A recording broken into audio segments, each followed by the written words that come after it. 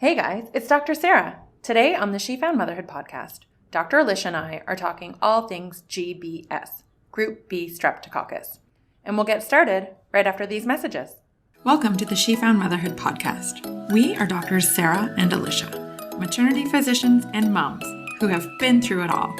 We want to empower you with knowledge so you can have the best pregnancy, birth, and postpartum experience you can. She Found Health and She Found Motherhood is meant for general medical information only. The content of this podcast is not intended to be a substitute for professional medical advice, diagnosis, or treatment. This information does not apply to every situation. If you have questions or if you've received different advice, please contact your healthcare provider. Always seek the advice of your physician or another qualified health provider with any questions you may have regarding a medical condition. The views expressed by She Found Health and She Found Motherhood and our guests are not representative of any of the institutions with which we are affiliated. Some of our podcast episodes are sponsored so that we can keep getting great info out there to you, our listeners. We only partner with companies that we truly believe in. Some of our links and suggestions may be affiliates, and we would appreciate you using them to help fund this important work. Now let's get to it. So Sarah, what are we talking about today? Well, my friend, today we're talking about the exciting world of GBS, which is short for Group B Strep. Nice. Such an important topic and so much to talk about. Where should we begin? Well, I thought maybe we could start by just explaining a little bit about what GBS is, why we care about it, and a little bit around the history of why we started to screen for it and treat in pregnancy. Let's do it. So GBS, like we mentioned, is short for Group B Strep. It's a gram-positive bacteria found in the gastrointestinal and genitourinary tract. GBS occurs in about 15 to 40% of pregnant people, and we know that there are certain risk factors that may increase an individual's likelihood of testing positive or being colonized with GBS. These include multiple sexual partners, male to female oral sex, frequent or recent sex, tampon use, infrequent hand washing, or people less than 20 years old. And now it's important to understand that GBS in a healthy individual does not generally cause symptoms. However, the concern is if a newborn is exposed to the bacteria during a vaginal birth, they can actually become quite sick from GBS. This includes things like pneumonia, so infection in the lungs, septicemia or bacteremia, which is a bacterial infection in the blood, or meningitis, which is a bacterial infection in the brain and spinal cord. What's interesting to note is that GBS is covered by sialic acid, which is found in human cells, and a newborn's immune system may not be able to tell the bacteria from its own cells, which is what allows them to survive and cause infection. And it's also important to note that you don't necessarily need to have a vaginal birth to be concerned about Group B strep or GBS. So anytime the baby is exposed, like if you're trying for a vaginal birth and you've been membranes ruptured and laboring for hours and you end up with cesarean section, the baby is still at risk. And we'll talk about that a bit more in the podcast. So a little history around GBS. In 1887, it was first discovered as a type of bacteria that stopped milk production in cows. Many years later, in 1938, there were 3 fatal cases of postpartum sepsis, infection after delivery. And as our understanding of the microbiome improved by the 1970s, it was found to be the leading cause of bacteremia, or blood infection, and meningitis in newborns. Then in the 1990s, we started trialing universal screening, so screening everybody or just those at risk, and then using antibiotics if positive. After a lot of studying and trying to find the safest approach, we routinely recommend universal screening and antibiotics if you screen positive in many countries around the world. And the good news is that this has caused a significant decrease in cases. This practice has reduced the overall number of infants who die after contracting neonatal Group B Strep infection from 70% 3 decades ago to 5 to 9% after this introduction of the routine screening and antibiotics in labor for Group B Strep positive people. So this leads us into a bit more of a discussion around why we specifically screen for GBS.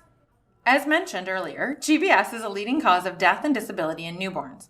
1 to 3% of term infants and 20 to 30% of preterm infants with early onset GBS disease die, even with medical care. And even if these newborns survive, they may still experience long-term effects. This includes cerebral palsy, intellectual disabilities, seizures, hearing loss, visual impairments, etc. We also see increased hospitalization in childhood due to infections, respiratory conditions, genitourinary, so kidney and bladder problems, and neurologic disorders. It is in babies who had GBS meningitis, so infection of the brain and spinal cord, that are at the greatest risk of these long-term effects. So given the above information and the current guidelines where we practice and in many countries is to offer routine screening for all pregnant people between 35 and 37 weeks of pregnancy. The screening is done by a vaginal rectal swab, so a swab about the size of a Q-tip, first to the vagina and then to the rectum. And this can be done by the provider or the patient themselves if they prefer. It's done as self-sampling, and that is just as accurate as physician sampling or provider sampling. And this includes women planning for an elective cesarean section as well, in case they do break their waters or go into labor prior to their planned cesarean section. Additionally, it's important to note that if you have a GBS urinary tract infection, so you have a bladder infection early in pregnancy and the bacteria that grows is GBS, this reflects what we consider heavy genital tract colonization. And we know this is associated with neonatal disease. So even though often the infection has been treated with antibiotics in pregnancy, IV antibiotics are also recommended for prophylaxis or prevention of GBS disease in the newborn during labor. So you've tested positive. What does that mean for your labor and birth? Well, as Dr. Sarah said, we recommend intravenous antibiotics labor for all pregnant people that have met the following criteria. Positive for Group B Strep swab at 35 to 37 weeks of gestational age. A neonate or baby who is previously infected with Group B Strep. GBS bacteriuria in current pregnancy, so that's what Dr. Sarah was just chatting about. If you're less than 37 weeks of gestational age, in labor or having ruptured membranes for a minimum of 48 hours and Group B Strep unknown, or if you're any age of gestation, your Group B Strep is unknown and you've broken your waters for greater than 18 hours. In all of those cases, the current recommendations is to have a good discussion around starting intravenous antibiotics.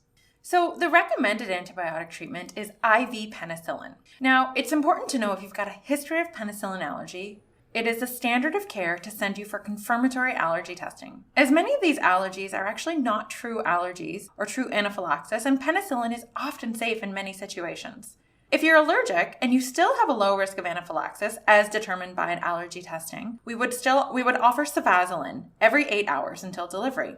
If you're allergic and you're at risk of anaphylaxis as determined by allergy testing, then we'd recommend clindamycin every 8 hours until delivery or vancomycin every 12 hours until delivery. And all these antibiotics are given intravenously. So some people might ask, do I really need antibiotics in labor? Will it really make that much of a difference? And guess what? The answer is yes, it will. So early onset Group B Strep disease has decreased by 80, again, let's tell you the number, 80% since we initiated the universal screening and treatment for Group B Strep positive or high-risk individuals. We saw a drop from 1.6 cases of early onset neonatal disease per 1,000 live births in the early 1990s to 0.22 cases per 1,000 live births in 2017 since universal screening and antibiotics as needed. And the CDC, the Center for Disease Control in the States, estimated that screening and antibiotics prevents 4,500 cases of Group B Strep sepsis and 225 deaths per year in the USA. That's really significant. Yeah, I know when you listen to the numbers of 1.6 in 1,000 to 0.22, it doesn't sound like that's impressive. No. But if that's your baby, that is very impressive numbers. Yeah. And, it's interesting. The average rate of mother to baby transmission without antibiotics is 50%. Now, the research shows us that early onset GBS disease, so that's onset of disease in the first week of birth, is highly preventable with antibiotics. If a mother or pregnant person received antibiotics during labor, we see a decreased incidence of GBS disease, risk of sepsis, or need for assisted ventilation, so the baby's need for having assistance with breathing. And so to break it down a bit more, GBS positive given IV antibiotics in labor, the infant has a 1 in 4,000 chance of developing GBS disease. If you're GBS positive and you don't have antibiotics, you have a 1 in 200 chance of baby developing GBS disease. So again, your risk goes from 1 in 200 without antibiotics down to 1 in 4,000 when you're treated with IV antibiotics. A common question people often have is, what about the risks or side effects of the antibiotics in labor? So let's discuss these a little bit. What if I have an allergic reaction? Well, as Dr. Sarah said, there's a very low risk of allergic reaction or anaphylaxis to penicillins. So 0.004 to 0.04%, and there's no association with developing penicillin allergy later in life. Yeah, this is a really important point. I think we routinely refer anybody who has a remote history of penicillin allergy for testing in pregnancy. Yeah, and because we know that most children who had penicillin allergies or who have been told they had penicillin allergies actually don't. And penicillin is the one antibiotic that we actually know for sure treats Group B strep. Absolutely. Another question we sometimes hear is, will the antibiotics interfere with my baby's microbiome? And the answer is yes, antibiotics do temporarily interfere with the infant's microbiome, but this interference generally disappears by about 12 weeks of life. It's been reported that there is a delay in the expansion of, let's see if I can get this one right, bifidobacterium. So this is your main gut colonizer, if exposed to antibiotics before vaginal delivery, compared to when not exposed to antibiotics before vaginal delivery. So more specifically, there's a 7% decrease in bifidobacterium at 12 weeks for every hour of intrapartum antibiotic prophylaxis. So the longer the antibiotics were given, the greater the effect. The good news is that breastfeeding reduces these changes. Additionally, lots of studies are also showing that babies born by cesarean section and not necessarily even exposed to antibiotics also have altered gut microbiome. We're still not entirely sure how significant this might be in the long term. Hey, Sarah. Yes, Alicia? Did you have any problems with newborn sleep? Oh my gosh, I sure did, especially with my first. Me too. I wish I'd known more about what to expect going into it. I know, and I wish that I had known to create a sleep plan with my partner. I know. How can you support each other to get the sleep that you need while supporting your little baby? Totally. So guess what, guys? That's why we created the Newborn Sleep 101 course. In this course, we discuss what does newborn sleep look like and how can we help support that sweet little baby to become the best sleeper they can. While also supporting you and your partner as you navigate this complex, sleep-deprived time. We talk about how to set up your nursery or your bedroom to optimize both your sleep and your newborn sleeps. And we also start talking about how you can start implementing routines and schedules into your day and your newborn so that by the time they're 3 or 4 months, it's well established. Because guess what? That's when they start to really need it. If you're interested in learning more, head to our website, www.shefoundhealth.com/courses. We hope that you get better sleep than we did. A few other adverse effects that we've seen mentioned include the following. Your infant could be increased at a risk of atopic dermatitis or eczema only if antibiotics used for greater than 24 hours. Some people also might wonder about antibiotic resistance, but the evidence is really inconsistent. There is some evidence pointing towards a relationship between prenatal antibiotic exposure and childhood asthma, but a few studies with intrapartum antibiotics. Additionally, there's no association between prenatal antibiotic exposure and ADHD in general. The benefits significantly outweigh the above-mentioned side effects. And you know, there is the old barnyard theory. So if you have a dog and you're breastfeeding, you're going to reduce the risk of your child having atopic eczema. So maybe if you get Group B strep and you need penicillin, then you just get a puppy. Totally. Or let your kid eat dirt. Problem solved. I just a little bit. But that is actually true. No, it's true. Having exposure to a dog early in life decreases your risk of atopic dermatitis and allergies. I know. It's interesting. Look it up, guys. That's out there. That's one Google search that you can believe. Another question we sometimes hear is, are there any other options available other than IV antibiotics? And so far, the answer is no.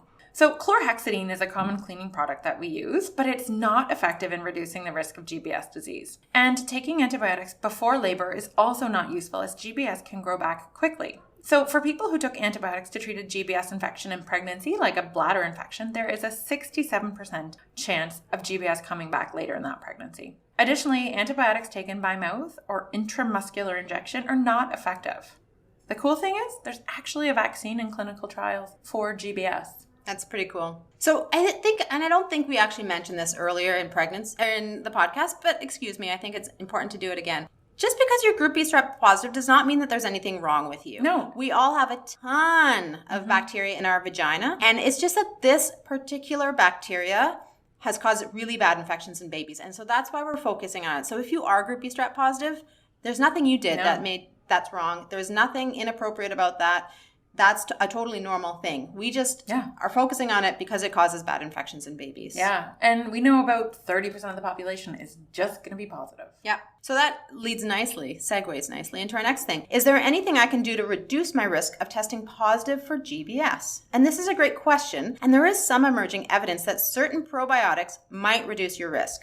There have been several studies done looking on using probiotics, specifically lactobacillus, to reduce the rate of GBS colonization in pregnant people. So far, the studies are looking promising. So if this is something you're interested in learning more about, make sure to chat with your provider or registered dietitian.